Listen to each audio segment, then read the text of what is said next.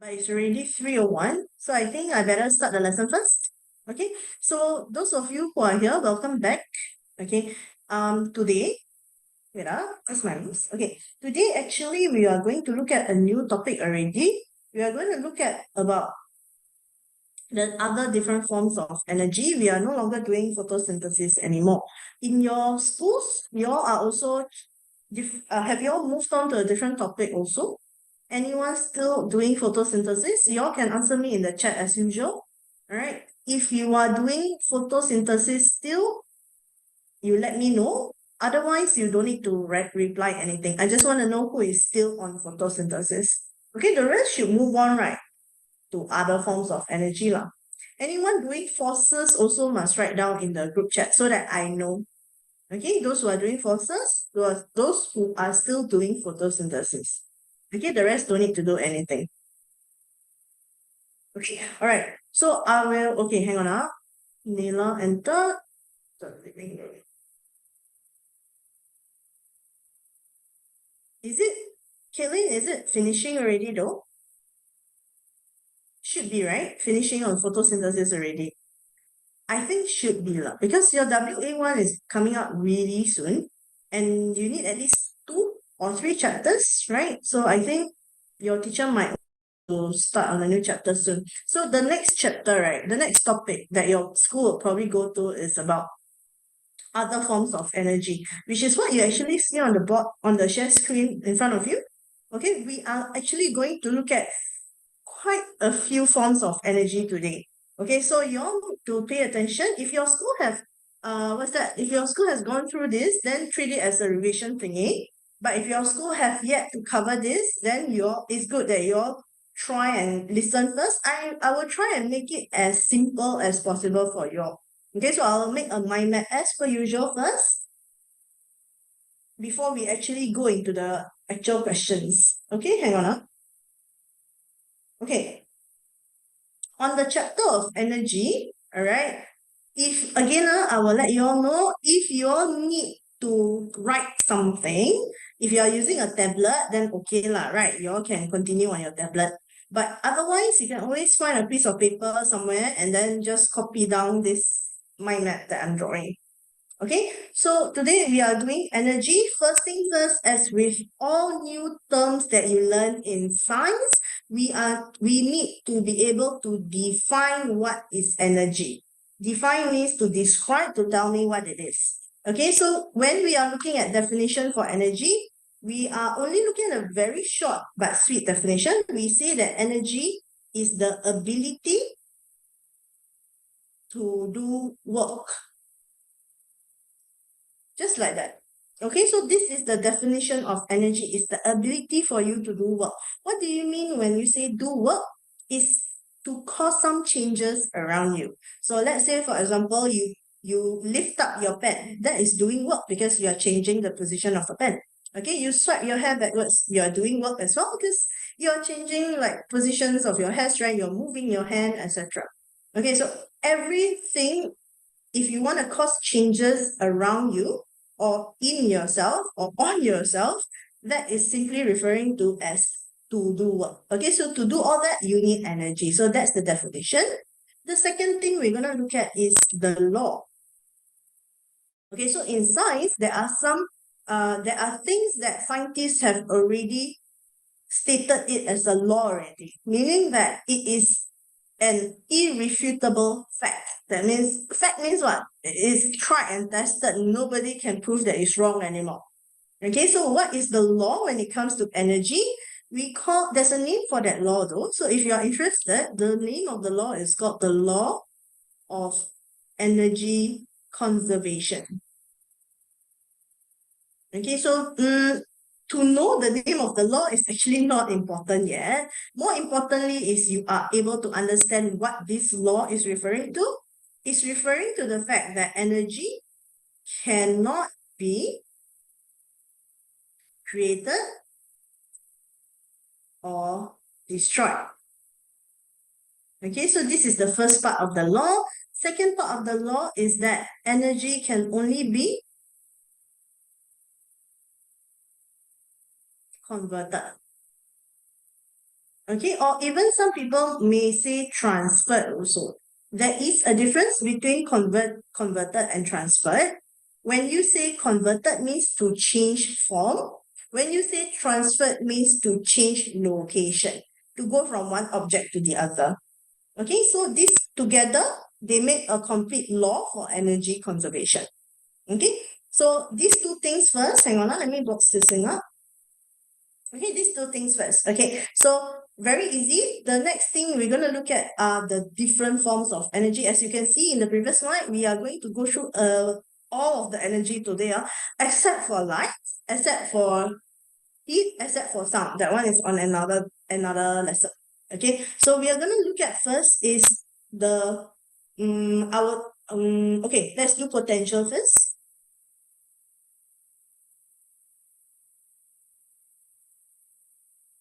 Okay, potential energy. I would label this as type of energy. Okay, what do you understand when you say that this energy is a potential energy? We are referring to as any objects that stores energy inside them. Okay, basically potential energy is stored energy. Okay, so the second thing you need to know, there are three kinds of potential energy. Oh, I don't know whether I got space. Hang on. Let me just draw one by one first. The first one for potential energy, we have elastic potential energy. Okay, our short form PE for potential energy. Elastic potential energy, we are looking at the change conditions of an object. Okay, so what I mean when I say that elastic potential energy depends on the condition of the object, I mean you are looking at what is happening to the object. Is it being bent? Is it being twisted? Is it being stretched? Is it being compressed?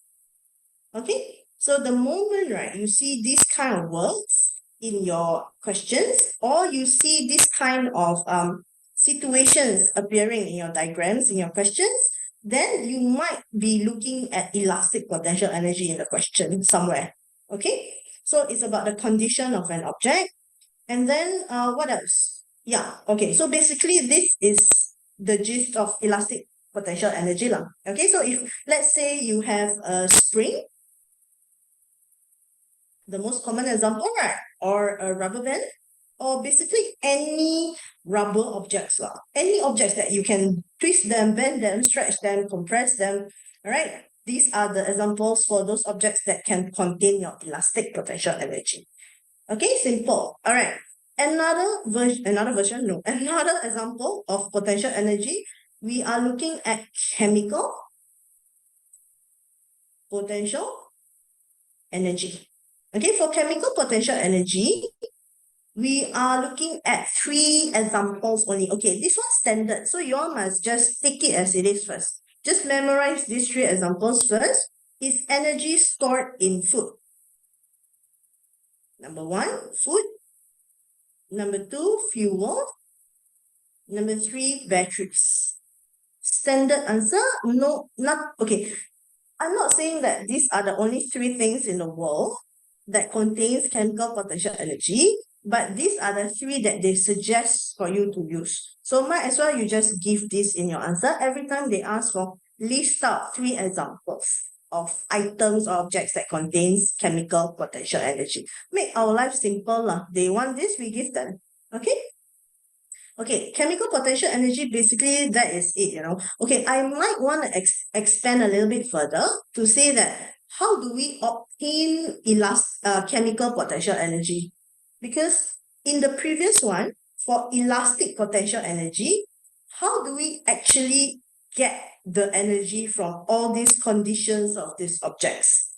Okay, so basically if a stick is twisted or a spring is stretched, how is the stored energy inside the spring released is when the object gets out from the stretch condition.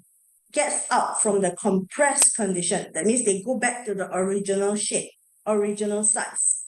Okay, when they do that, that's when the stored elastic potential energy inside them gets released out to do other things, like to get converted, to get transferred. Okay, for chemical potential energy, you actually obtain the energy in cases where, let's say, you burn fuel to release the stored energy inside them.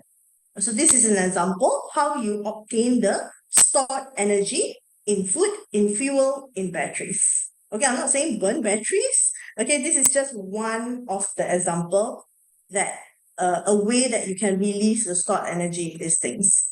Can sini go toilet? Yes, can. Okay, so elastic done, chemical done. The last one is the famous one, which is your gravitational. Okay, there's a reason why I say famous, is because later I have to link it with another energy, which is your kinetic. Okay, so let's look at what is gravitational potential energy first. First thing first, we need to understand what it is, right? So gravitational potential energy, again, it's stored energy, but stored where, when, who, what? It is stored in objects. Okay, wait, I erased the word object, sorry. I'll put down position first. Okay, so if you look at the elastic potential energy, I put here conditions, right? So it depends on the condition of the object, whether it's stretched, whatever, all that. But for gravitational potential energy, I am looking at the position of the object. Okay, so when I want to expand, elaborate further, that's when I can say that it depends on the height of object above ground. Okay, a lot of my students, or a lot of students in general, will just say height of object. Gravitational potential energy depends on the height of the object. I would ask you to avoid that kind of phrasing, because height of the object can simply mean like how tall the object is. Okay, so that's not very accurate, because gravitational potential energy is about how far the object is away from the ground. All right, so I need you to write the whole thing here. Okay, so that's one factor. The other factor that's affected, not so much position, but rather the mass of the object.